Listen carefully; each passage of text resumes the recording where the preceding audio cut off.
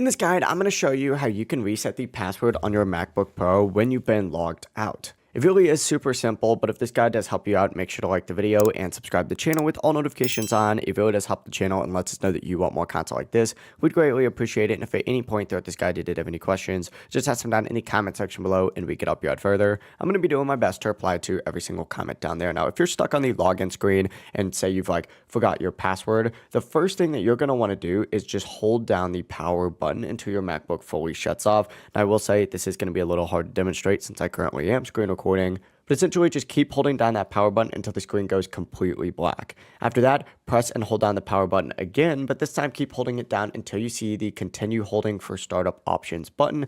Once the startup options begin loading, you can let go, and after a moment, you'll see your main drive and an options button. Click options, hit continue, and then you'll enter in recovery mode.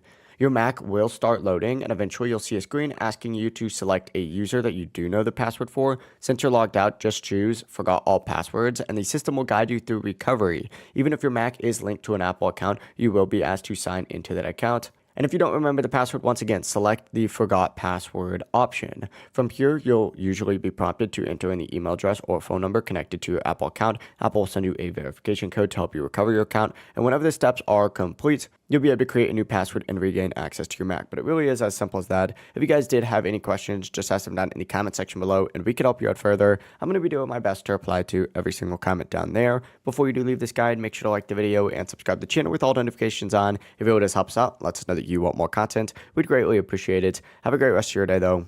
Peace.